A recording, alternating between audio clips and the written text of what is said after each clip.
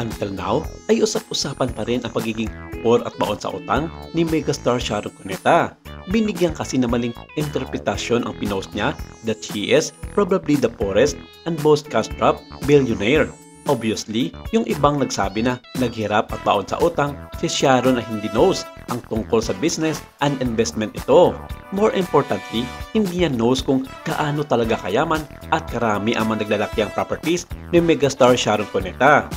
Based on her post, feeling namin kaya siya pumuntang mag-isa sa Amerika ay para personally makuha ang payment sa nabenta niyang mansion sa Calabasas, California na nabili naman ng isang mayamang personalidad sa Hollywood.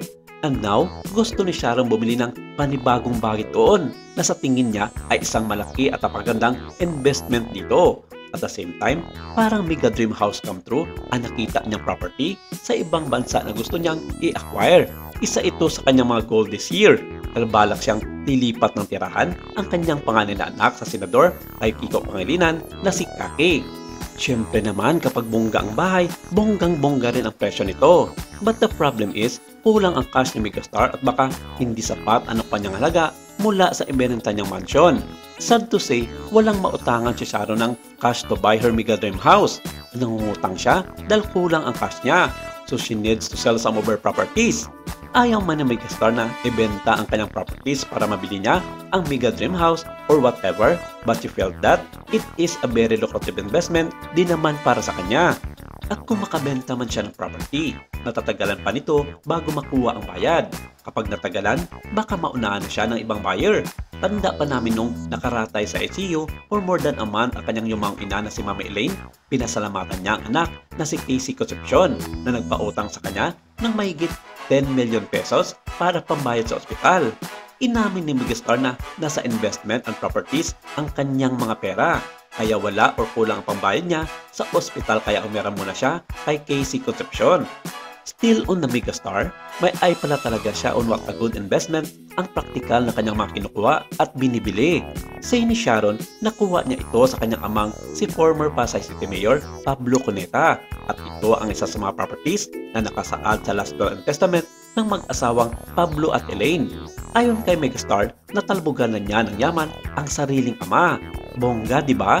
Nagyayabang pa talaga si megastar. Kaya nga pakiusap ni Sharon, huwag siyang kidnapin kasi wala siyang cash na mamibigay na ransom sa mga kidnapper dahil nakalaan na sa pambayad ng mga utang ang pera niya. Wala naman kasi maitulong si Senator Kiko Pangilinan para mabili na ni Mega ang target niyang investment dahil knows naman na di corrupt na politician ang mister niya kaya wala rin siyang maitulong sa financial problem ng asawa. And mind you, kung anong yaman ni Sharon, solo lang niya, lahat yun dahil may prenuptial agreement sila ni Senator Kiko Pangilinan. Kaya siya lang ang pwedeng gumalaw ng pera niya.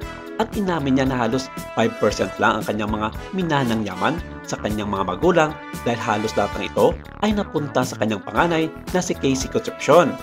Ayon pa kay Ate Shawi na hindi niya maiwasan ng gitoon sa anak niya dahil nga sa mga oportunidad na ibinibigay ng kanyang mga magulang na sina Pablo at Elaine sa kanilang apong si Casey Concepcion.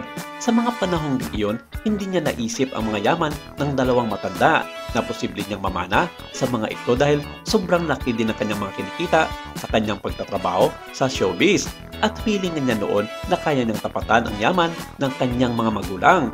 Pero ayon sa kanya, nagkamali raw siya ng kanyang mga naging plano at hindi sa lahat ng oras ay stable ang kanyang kita sa showbiz industry.